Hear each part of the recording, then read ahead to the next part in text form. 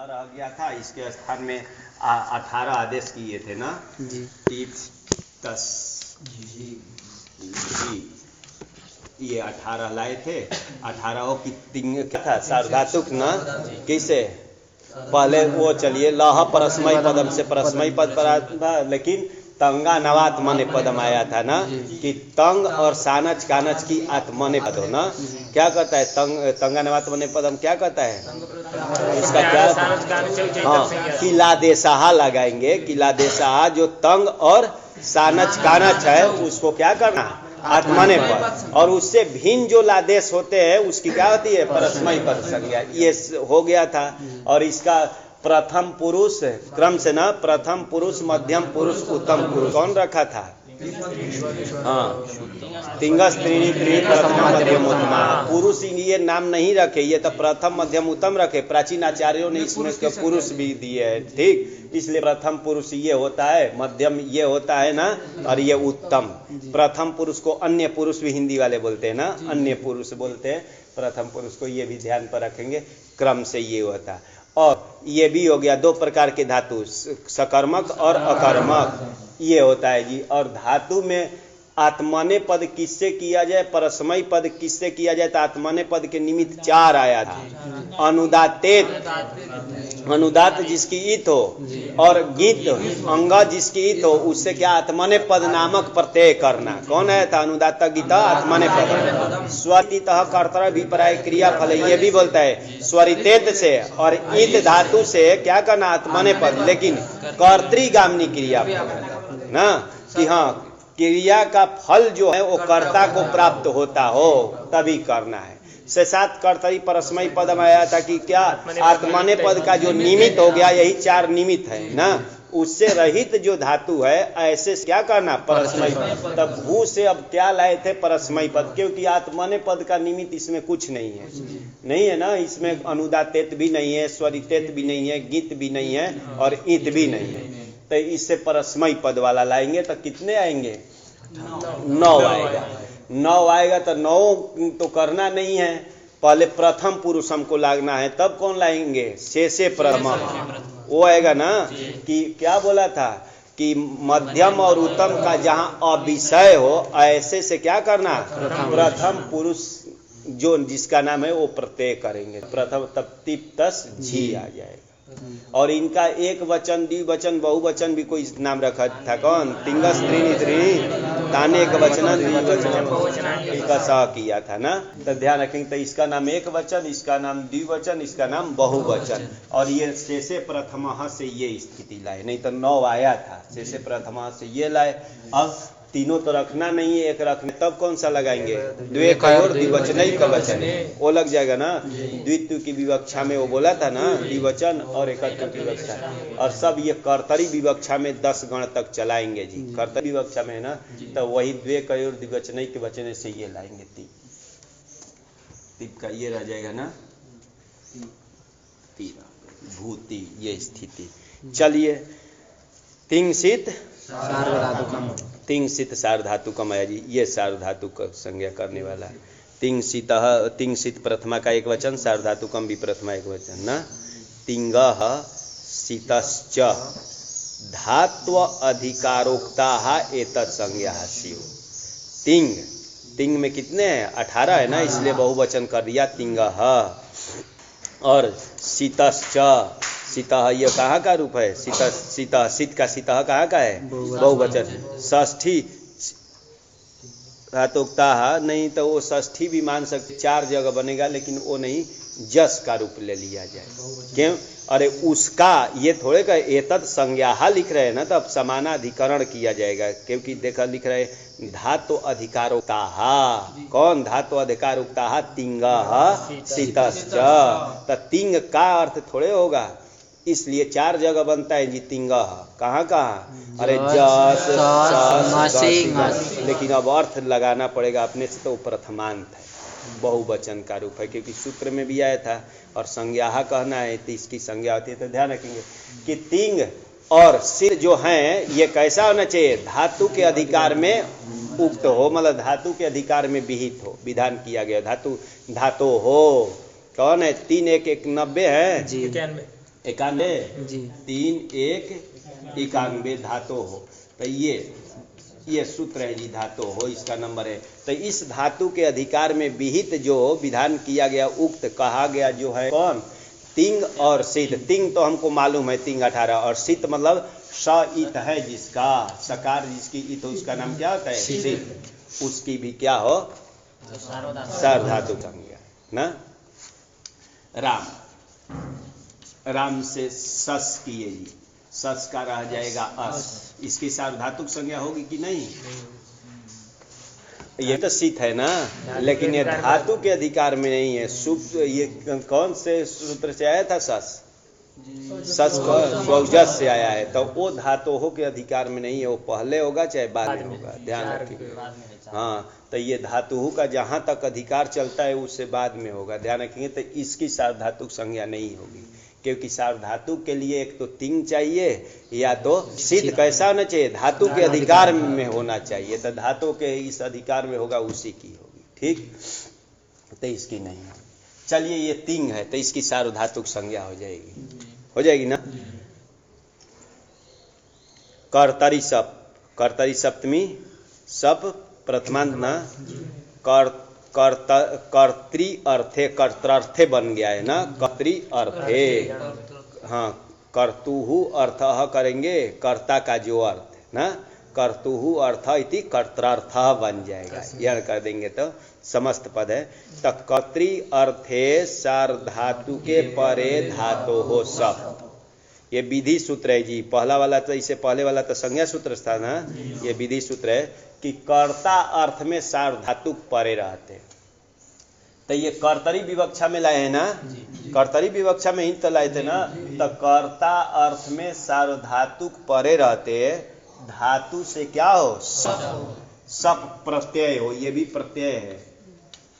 ये बोल रहा है कि सब करना, कि कर्ता अर्थ में सार्वधातुक परे रहते, न कि कर्मणि भावे, कर्म और भाव में भी सार्वधातुक परे रहेगा जी, ठीक। तो उसको वारण करने के लिए बोला कि कर्तरी अर्थ में, कर्ता अर्थ में यदि सार्वधातुक परे हो तो क्या करना, धातु से सब करना। इस बीच में आता है ना, तो ये बीच में इसको विकर्ण भी बोला जाता है। अब विकर्ण पर प्राचीन आचार्यों ने दिए और संज्ञा, लेकिन इस सबको बीच में जो आता है ना, धातु और प्रत्यय के बीच में, इसको विकर्ण भी बोलते हैं। तो चलिए सब किया ना, सरल है कि कर्ता अर्थ में सात धातु पर, सभी धातु से क्या करना, सब प्रत्यय करेंगे। सब का क्या रहेगा, हाँ, पकार का हलंत्यम, सकार का ये रह गया जी। ये इसका भी नाम रखा जाए, ये क्या हो जाएगा, सार्वधातु संज्ञा। किससे, तिंग सिद्ध सार्वधातुकम से। ये भी धातु के अधिकार में भीत है क्या, इसके अधिकार में ही आता है क्या, किससे विधान किया गया ये, कर्तरी शब्द से। तो उसका भी नंबर देख लीजिए, हैं। तो इसका नंबर देखे थे, ये धातुओं का अधिकार क्या था, 3 के कारण में 3 4 170 तक हैं, 3 4 170 तक 3 4 मतलब आपात समाप्ति अधिकार। तब अष्टाध्यायी नहीं है ना, एक इससे पहले भी एक धातुओं का अधिकार आता है, और वो आकर के यहीं तक रुकता है, 90 तक आकर के रुकता है, ठीक है। तो वही तक रुका था। तो उस धातु के अधिकार में ये नहीं बोला है कि इसी धातु के अधिकार में होना चाहिए। हाँ, दोनों को अलग अलग किया गया, उसका फल दिखाएंगे बाद में। इसमें तो नंबर नहीं दिया है भाई, ये वो वाला चाहिए था ना, पूर्व तो होगा ना, अष्टाध्यायी का है, चतुर्थ पाद, तृतीय अध्याय का प्रथम का 91 धातु हो आए। उससे पहले भी एक धातु का अधिकार चलता है जी, धातोरे काचो क्रिया समव्यारे अंक का है, मिला धातोरे काचो 22 नंबर है, उसका अधिकार कहाँ तक चलता है, 90 तक लिखा है ना, 90 तक। तो उसके अधिकार में ये आएगा कि नहीं, कर्तरी सब ध्यान रखेंगे। तो वो भी तो धातु का अधिकार है, वहाँ भी दिया है आप लोग को अष्टाध्यायी में कि वो धातोरे काचो क्रिया समभिहारे अंक का भी धातु हो है जी, धातोरे काचो का काचो। इसका नंबर है क्या, 3 1 22, इसका चलेगा 90 तक, 90 तक, मतलब इससे पहले तक आकर उसका भी खत्म होता है ना। हाँ, तो यही धातु पूरे में चल जाता है। ये क्यों किया गया, तो उसका फल है कि इस धातु का और उस धातु का बाद में फल। लेकिन ये कोई दोनों में से किसी धातु के अधिकार में विहित हो, वो क्या हो जाएगी, उसकी तिंग की और सिद्ध की क्या हो, सार्वधातुक संज्ञा। ध्यान रखेंगे, तो इस अधिकार में विहित है, इसलिए इसकी भी सार्वधातुक संज्ञा। ठीक, तो 2 का चलता है, इसका धातु का धातु रेखाचो का चलता है, यहाँ से पहले तक 90 तक यहाँ आकर के रुकता है, फिर यह शुरू हो जाता है।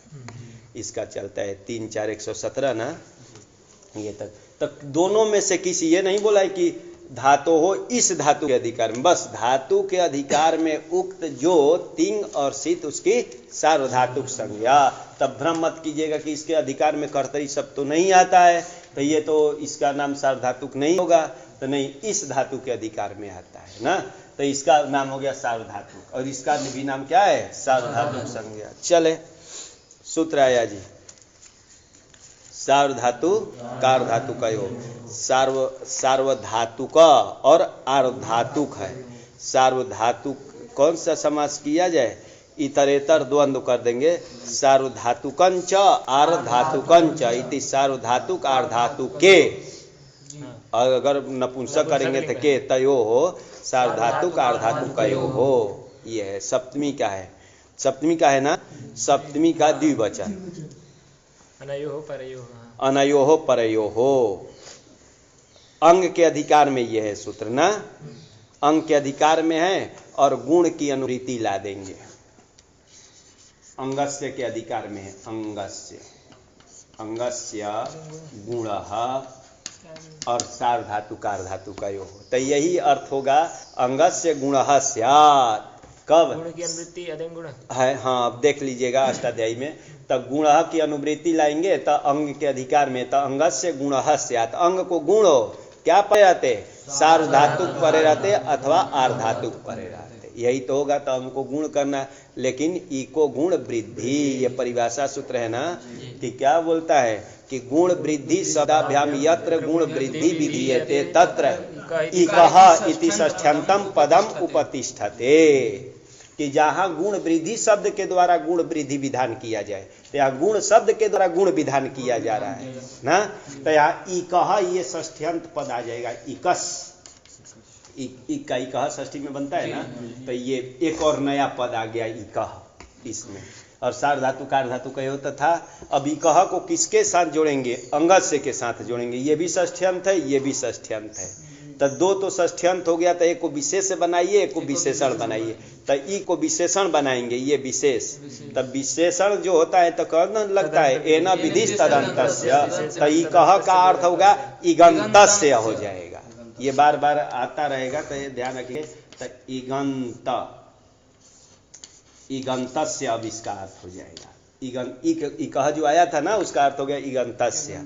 अब सब अर्थ निकल जाएगा। इगंतस्य अंगस्य गुणः स्यात् सार्वधातु कार्धातु कयोः परतः, परयोः कहिए चाहे परतः कहे, यही वृत्ति बना है कि अनयोः परयोः, इन दोनों के परे रहते, किसके, सार्वधातुक और आर्धातु के परे रहते इगंतांगस्य, इगंतस्य अंगस्य कहिए चाहे समास कर देते इगंतांगस्य गुणः स्यात्, स्यात् जोड़ लेंगे। तो चलिए, ये इगंत अंग है, ये परे रहते इसकी अंग संज्ञा है ना, अंग संज्ञा, ये परे रहते इसकी अंग संज्ञा, ये परे रहते इसकी अंग संज्ञा, ये तो चला गया है, आप लोग जानते हैं। तो ये सार्वधातुक है कि अर्धातुक, सार्वधातुक। तो सार्वधातुक परे रहते जो ये इगंत अंग है, इसको क्या हो, गुण हो। तब पूरे को गुण प्राप्त है, लेकिन अलोन्त्यस्य से किसको होगा, इक को, उकार को ही होगा ना, इक में आता है ये भी। तो इसको गुण करना है जी, क्या हो जाएगा, हो ना, और एचो यावा से वो कर दीजिए भाव, बस भाव बना लेंगे, इधर जोड़ते जाना है जी, ती भवती बन जाएगा ना। फिर इधर भी बनाएंगे भवतस, विसर्ग कर देंगे, भवतः, भव झी, ये है ना।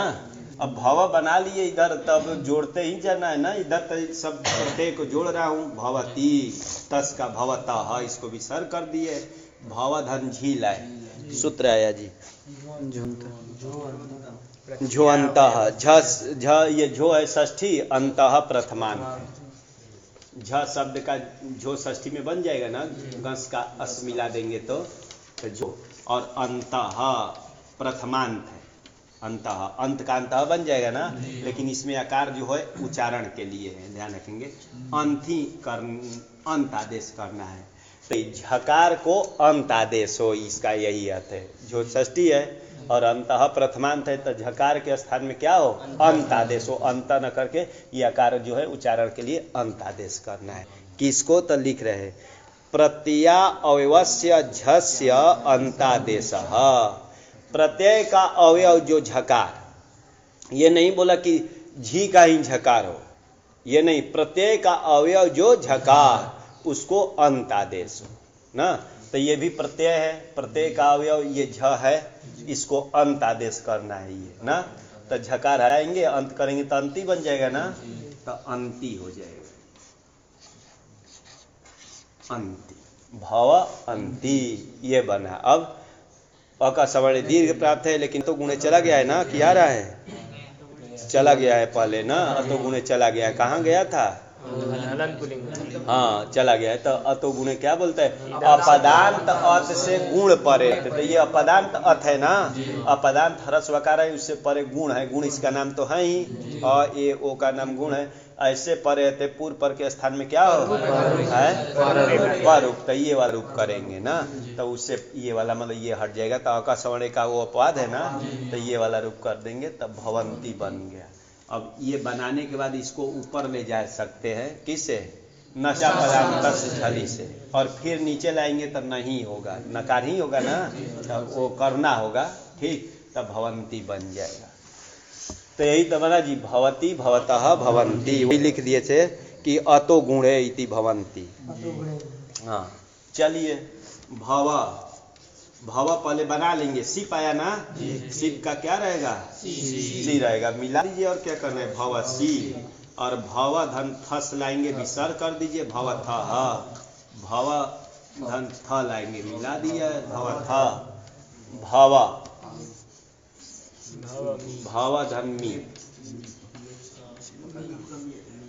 तो ये भी अदंत अंग है ना, ध्यान रखिए। और ये मीप यह में आता है क्या, यह में कितने आता है, यह में 11 आता है, ध्यान पर रखेंगे कि 11 आता है ना, तो यह में म भी आता है ना, सूत्र आया जी, अतो दीर्घो यही, अतो षष्ठी, दीर्घ, दीर्घ कहाँ का है, प्रथमांत ना, और यह सप्तमी, अंगस के अधिकार में है, अंगस के अधिकार में है ना, तो देंगे अतो अंगस्य दीर्घ दीर्घो, मतलब दीर्घ स्यात् ययादौ सार्वधातु के परे, सार्वधातु के भी अनुवृत्ति लाए, यस्मिन विधि तदादावल ग्रहण से ययादि कर दिया गया ना, यही का ययादि कर दिया गया, जैसे वान्तोई प्रत्यय का यकारादौ प्रत्यय करते हैं ना, तो यही बोले कि ययादि सार्वधातु, यय है आदि में जिसके, यह में 11 में ये आता है ना, तो ये ययादि सार्वधातुक है, इसकी सार्वधातुक संज्ञा, किससे सार्वधातुक संज्ञा हो इसकी, हाँ तो ध्यान रखिए, तो ययादि सार्वधातुक है, ऐसे परे रहते जो अदंत अंग, ये अदंत अंग हो गया ना, हाँ इस स्थिति में भी अदंत अंग दिखाया जाता है, इसी के भू अमी, क्योंकि अंग संज्ञा इसकी हो जाएगी ना, यह प्रत्यय अस्मात् क्रियते, यह प्रत्यय से किया गया है, अरे मी प्रत्यय से किया है ना, यह तद है, यह है आदि में जिसके, तो इसके आदि में है ना, ऐसे तस्मिन परे, इस प्रत्यय के परे, तो इसकी क्या हो, अंग संज्ञा, तो उसी को तो अंग संज्ञा कर रहा हूँ जी।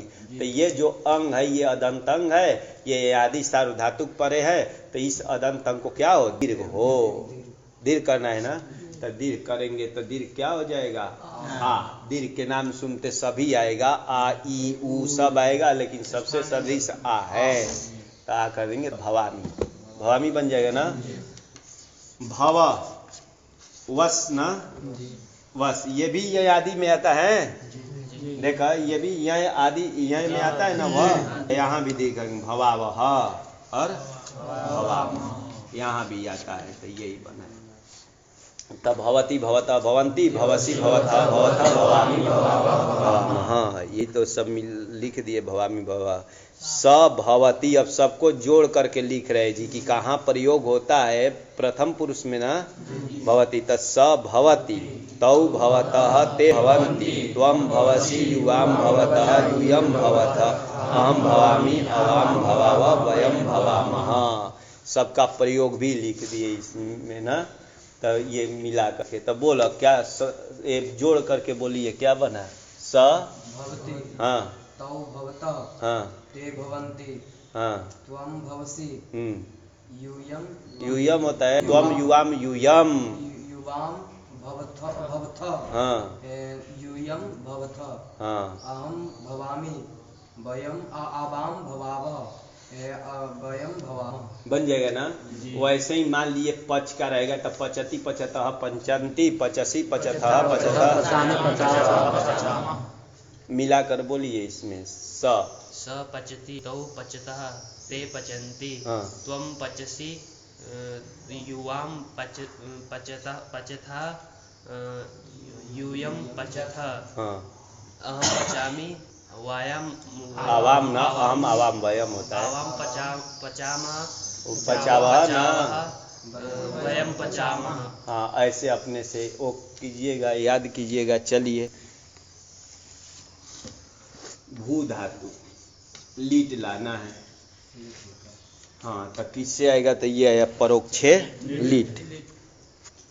परोक्षे लीट परोक्षे सप्तमी ना लीट प्रथमांत है। भूत अनद्यतन परोक्ष अर्था परोक्षार्थ वृत्ते धातुर लीट से। भूत होना चाहिए भूतकाल भूत भविष्यत वर्तमान तीन होता है ना।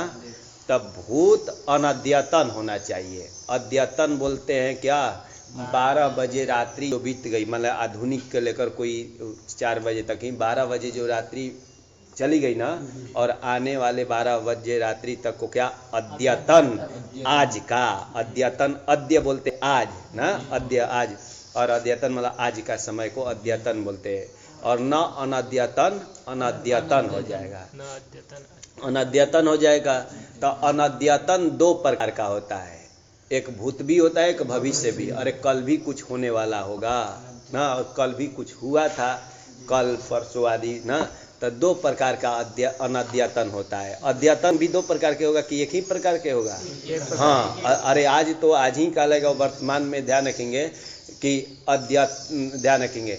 तो अनद्यतन भूत भी होता है और भविष्यत भी होता है। भविष्यत शब्द लिखते भविष्यत काल के लिए है। अद्यतन भी तो भूत हो सकता है। अद्यतन तो अद्यतन भूत होगा ना। मैं बोला कि भूत अनद्यतन जो है अनद्यतन भूत और भविष्य अद्यतन में लगाना है। अद्यतन में ना तो आज का भूत और आज का हाँ हो सकता है। अद्यतन भी अनद्य आज में भी तो हो सकता है बीता हुआ और आने वाला अद्यतन में भी तो घट जाएगा। अरे आज पूरे समय तो वर्तमान तो सिर्फ अभी 1 सेकेंड का तुरंत बोला इससे पहले वाला सब क्या हो गया भूत हो गया और आगे आने वाले को भविष्य बोलते हैं। ध्यान रखेंगे। तो चले तो अनद्यतन कैसा होना चाहिए भूत ना भूतकालिक अनद्यतन होना चाहिए। और क्या होना चाहिए परोक्ष अपरोक्ष बराबर प्रत्यक्षम। परोक्ष अपरोक्ष बोलते हैं प्रत्यक्ष को। और मतलब प्रत्यक्ष कितने प्रकार के होते हैं श्रवण त्वच घ्राण यही सब होता है ना। तो ध्यान रखेंगे। तब प्रत्यक्ष को बोलते हैं अपरोक्ष और परोक्ष किसका हो गया। अरे प्रत्यक्ष से भिन्न अप्रत्यक्ष। ध्यान रखेंगे। तब परोक्ष अर्थ होने पर भूत अनद्यतन परोक्ष अर्थ होने पर ये अर्थ होने पर क्या करना धातु से लीट लगा करना ये बोल रहा है जी। तो चलिए जैसे आता है गीता में संजय उवाच संजय उवाच ये लीट लकार का है वच का है ना वच परिभाषणे का। संजय ने कहा संजय उवाच ये कौन लिख रहे हैं कि गीता में लिखे हैं ना। संजय उवाच कौन लिखे हैं व्यास जी। तो ध्यान रखेंगे। तो इसी में उवाच जो किया है लीट लकार तो इसमें घट जाएगा वो जब लिख रहे थे उस समय क्या था? अरे नहीं, जब संजय कहा था उस समय उनके लिए क्या था? भूत था। ध्यान रखेंगे ना, संजय ने कहा ये। और कैसा था? अनद्यतन। हाँ, ये आज का नहीं था भूत, आज का भी हो सकता है, आज का भी तो भूत होगा ना बीता हुआ, लेकिन अनद्यतन था और परोक्ष था। वो देखे नहीं थे, अप्रत्यक्ष नहीं था, अप्रत्यक्ष था। दिव्य दृष्टि से भले ये करे चाहे वो, तो संजय ने कहा, तो ध्यान रखिए ऐसे। तो वही है जी, तो संजय तो लीट लकार का प्रयोग किया गया है कि भूत अनद्यतन परोक्ष अर्थ होने पर, वृतु वर्तने मतलब होना, ऐसा अर्थ होने पर धातु से क्या करना है? लीट लकार। तो इसलिए वो लीट लकार का प्रयोग किया गया है। संजय उवाच में। तो चलिए, तो यहाँ लीट लकार लाएंगे भू से ना। ली के स्थान में भी क्या किया जाए? इसकी सार्वधातुक की अर्धातुक संज्ञा। हाँ, अभी तो सार्वधातुक संज्ञा की अर्धातुक संज्ञा, इसकी कोई धातु संज्ञा नहीं प्राप्त होगी। ये तीन किससे की है? इससे ये किस में है? अच्छा, उसी में आ जाएगा क्या? हाँ, तो 3 में आ जाएगा ना। 3 एक में तो सार्वधातुक इसकी भी हो जाएगी, हो जाएगी। क्या बोला था? न तो ये तिंग है और न तो शीत है, तब क्या से होगी? अरे धातु के अधिकार में होते हुए क्या होना चाहिए? तिंग और शीत भी होना चाहिए ना। तो ये नहीं होगा, तो लीट का क्या बचेगा? ईटा वितौ ल बच जाएगा। और ल के स्थान में आदेश किया जाए ना, तो ल के स्थान में तीप आदि आदेश कर देंगे, हो जाएगा ना। किससे? हाँ, तो तीप तस झी ये आदेश कर देंगे। अब इसकी हो जाएगी तीप तस झी, इसकी हो जाएगी। इसकी क्या हो जाएगी? सार्वधातुक संज्ञा। ध्यान रखेंगे, इसकी सार्वधातुक संज्ञा हो। चलिए, ये स्थिति बनाए तीप तस झी सिप थस थ मिपवस मस, ये लाए। वही लिख दिए लस्य ना, लकार बचा और ल को क्या करना? तिबादय, मतलब 9 आदेश करेंगे, क्योंकि ये तो परस्मयी पद है, तो वही करेंगे। ये सूत्र है जी, परस्मयी पदा नाम ळलतु सुस थल थुस ळल वमाहा, ऐसे करेंगे तो सब उच्चारण हो जाएगा। ळलतु सुस थल थुस ळल वमाहा, ये करेंगे ना। तो परस्मयी पदा नाम ळलतु सुस थल थुस ळल वमाहा, ये तो परस्मयी पदा नाम षष्ठी का बहुवचन, और ये कहाँ का है? प्रथमा का बहुवचन है। क्या वृत्ति लिख रहे हैं? लीटह तिबानी नाम नवा नाम।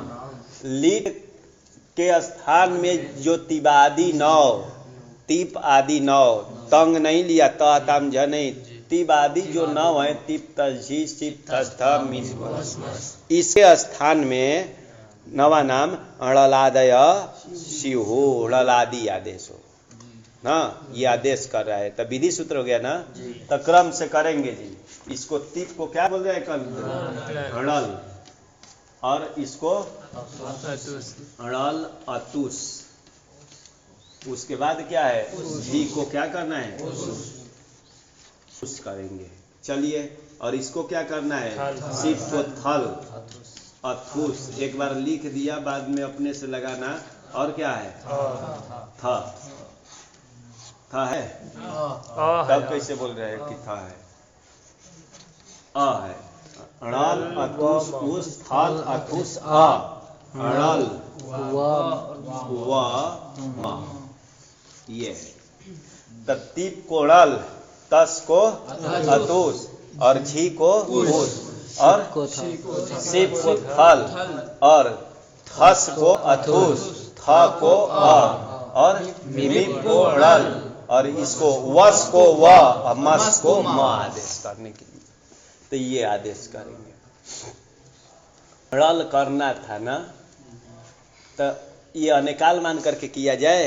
ध्यान देंगे, अपने से देखना तीप था, तीप का बराबर ती था, ती को ड़ल आदेश करना है। ड़ल यहाँ रख रहा हूँ, पहले अपने से एक बार देख लिया जाए। इसकी हलंत्यम से संज्ञा हो जाएगी कि नहीं? हो जाएगी। और इसकी चुटी से हो जाएगी कि नहीं? नहीं होगी, क्योंकि इसका नाम प्रत्यय नहीं है। ठीक, तो अनेकालत्वात् सर्वादेश हो जाएगा। सर्वादेश हो जाएगा ना। तो अब जब ला देंगे तब जाकर के इसकी क्या हो जाएगी, हाँ, तब जाकर के ये अनिकालत्वात् सर्वादेश, ये तो अनिकाल है ही, सर्वादेश ये भी अनिकाल होने से हो जाएगा। और इसका नाम विभक्ति भी हो जाएगा ना, न विभक्त उत्तुष्मा से निषेध हो जाएगा। और थल भी मान लिया अनिकाल मान करके हो जाएगी। ये एक अनिकाल नहीं हो रहा है, सब तो अनिकाल हो रहा है ना। तो यहाँ थ के स्थान में थ को अ किया गया। तो ये कैसे, पूरे के स्थान में तो नहीं होना चाहिए, अलंते लगाना चाहिए। तो इसको प्रश्लेष किया जाता है जी। प्रश्लेष मान करके अ करेंगे ना, अ करके प्रश्लेष करेंगे, है अनिकाल हो जाएगा। नहीं तो यहाँ कैसे होता है, थोड़ा सा वहीं दोष आ रहा है और कहीं दोष नहीं है। सभी जगह तो अनिकाल हो जाएगा, तो अनिकाल होने से सर्वादेश हो जाएगा। लेकिन ये जो थ को तो अलंत से अंतिम को होता तो थ ही होना चाहिए, लेकिन प्रश्लेष मान करके वहाँ क्या करते हैं, अनिकाल कर लिया जाता है। और ये आदेश का प्रश्लेष मतलब एक ही दो था, उसमें संश्लेष मतलब संबंध करके अतुगुण ऐसे करके अपदांत मान करके, तो इसलिए अनिकाल मान लिया जाता है। तो ये भी अनिकाल हुआ, तब पूरे थ के स्थान में अ हो गया। पर रुक करके फिर हाँ, वैसे ही वो यही दोष आया था, और सब तो अनिकाल है। मैं दिखाया कि ये सब अनिकाल तो हो जाएगा। तो चलिए अब इसमें बचेगा क्या, ड़ल का ये सिर्फ अ रहेगा ना। तड़ल अतुस उस थल अथुस अड़ल व म, तड़ल का अ रहा, अतुस उस, थल का ये थ ही रहेगा ना, थल का थ, अथुस का अथुस ही रहेगा, ड़ल का यहाँ क्या रहेगा अ, और व म रहेगा, इसकी संज्ञा नहीं होगी, ये रहता है। तो ये करने के बाद लगाइए से प्रथम से क्या हो जाएगा, पहले ये लाएंगे अतुस उस लाएंगे, और द्वे कयोर द्विवचनैक वचने से क्या लाएंगे, ये अ। तो ये याद कीजिएगा कि क्या क्या होता है प्रत्यय का, नहीं तो बार बार वो आएगा, बार बार उसको ध्यान पर रखना पड़ेगा। भू अ इति स्थिते, ये स्थिति बना दिया गया जी ना। कौन कौन लगाकर, से प्रथमा और द्वे कयोर द्विवचनैक वचने करके भू अ इति स्थिते। सूत्र है जी, भूओ भूग लुंग लिटो। भूओ ऐसा भूओ लिखा है कि ऐसा लिखा है, दीर्घ नहीं होना चाहिए ना, भू का ह्रस्व हो कर दीजिएगा, क्योंकि उअंग आदेश हो गए। भू शब्द से जब उस ये लाइन ना भू असादी, तो उअंग करेंगे ना तो ह्रस्व होना चाहिए था, गलत से छप गया है। भूवो है, वृत्ति में भी गलत हो गया है, दोनों जगह वो दोनों कर देना, क्योंकि भूआ वो बनेगा ना, उअंग आदेश होता है, तो उअंग ह्रस्व होता है ना भू को, तो ध्यान रखेंगे।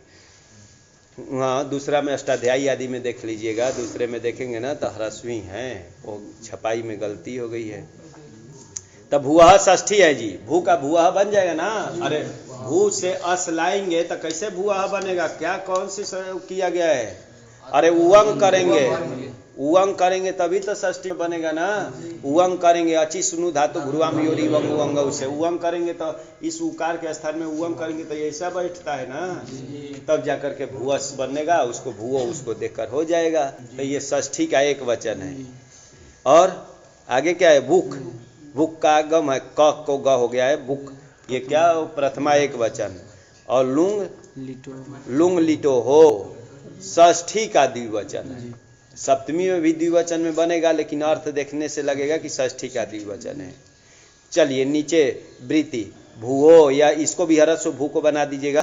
भूओ मतलब भू धातु को भूग आगम स्यात्, भूग का आगम हो ना।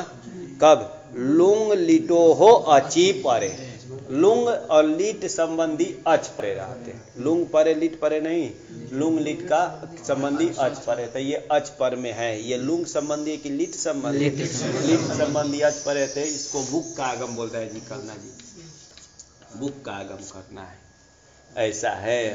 प्रतिज्ञा अनुनासिक क्या है, पाणिनीय है, यह अनुनासिक है।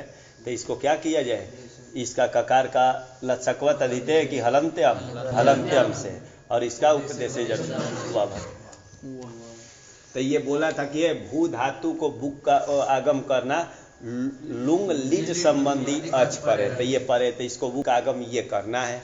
तो ये कित है कि टीत है, तो जिसको कहा गया है उसका अंतिम अवयव होगा कि आदि होगा, अरे आदि नहीं होगा, अंतिम अवयव। न कित अंतिम अवयव होता है, न टीत आदि अवयव होता है, जिसको कहा जाए कित है। तो यहाँ भू अ हो जाएगा ना।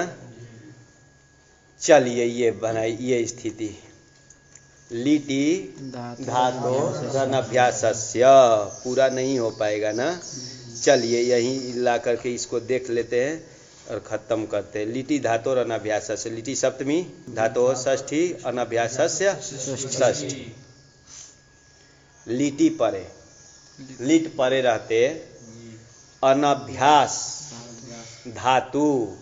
अनभ्यास धातु मतलब जिस धातु को द्वित्व न हुआ।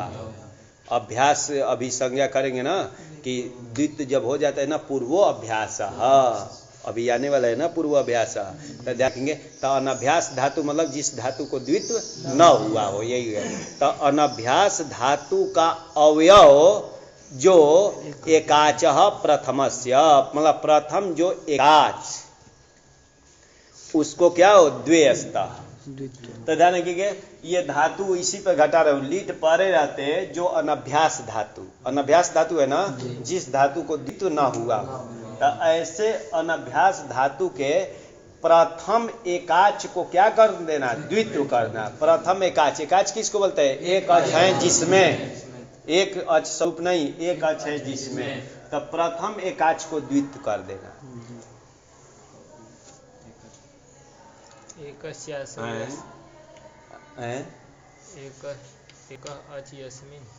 हाँ अद आधा आधा तू बनाते जागरी पुरुष